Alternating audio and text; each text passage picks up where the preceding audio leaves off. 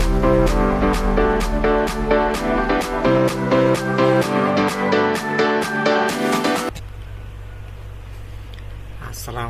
warahmatullahi wabarakatuh.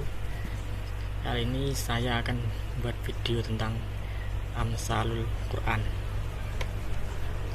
Langsung saja masuk ke definisi Amsalul Al-Quran.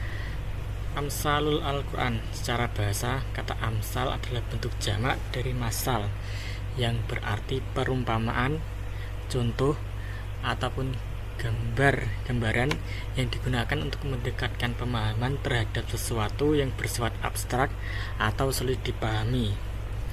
Kalau secara istilah, Amsalul Al-Quran dapat dipahami sebagai cara Al-Quran menjelaskan pesan-pesan keimanan, hukum, dan akhlak melalui perbandingan atau ilustrasi yang diambil dari realitas kehidupan manusia.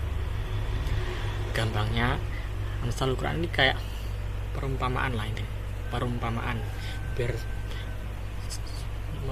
Perumpamaan agar suatu isi dalam Al-Quran itu mudah dimengerti oleh manusia. Contohnya ada amsal tentang orang-orang munafik. Orang-orang munafik ini ketika diturunkan Al-Quran itu mereka ketakutan. Al-Quran itu dibalikkan kayak petir, jadi mereka menutup telinga mereka dengan tangan agar mereka tidak mendengar ayat-ayat Al-Quran. Ya, karena bagi mereka orang-orang munafik itu Al-Quran itu seperti kilat yang menakutkan. Selanjutnya masuk ke macam-macam amsal dalam Al-Quran. Adapun mengenai macam-macam amsal dalam Al-Quran, para ulama mengelompokkannya menjadi 3 macam. Ada amsalul muswarihah, kedua amsalul kaminah, dan yang ketiga amsalul mursalah. Amsalul muswarihah. Amsal muswarihah adalah sebuah perumpamaan yang tegas dan jelas menggunakan kata-kata tertentu yang maksudnya tidak lain adalah perumpamaan. Intinya amsal muswarihah ini sebuah amsal yang pemisalannya itu jelas. Terdapat di sini itu terdapat kata masalu dan kamasali, seperti contoh berikut. Bismillahirrahmanirrahim. Masaluhum kamasalil ladzis tawqada naro falamma adu'at ma haulahu dzaballahu binurihim wa tarakahum fi dzulumatil la yubsirun.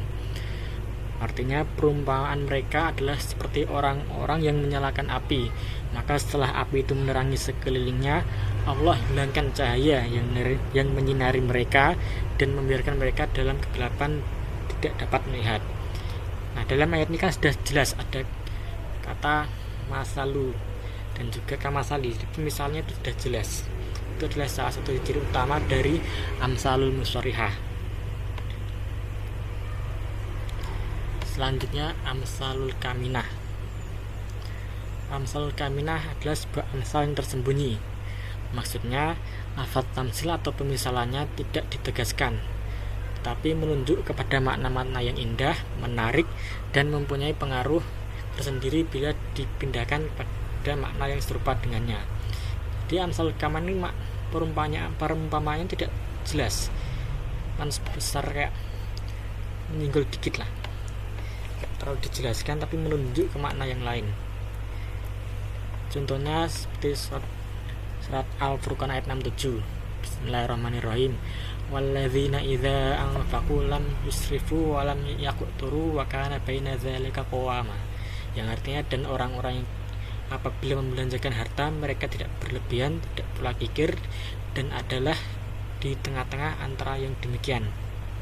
Nah, dalam ayat ini itu menggambarkan sebuah sikap atau tindakan yang tidak berlebihan atau seimbang, nggak terlalu boros juga nggak terlalu hemat, nggak terlalu kikir.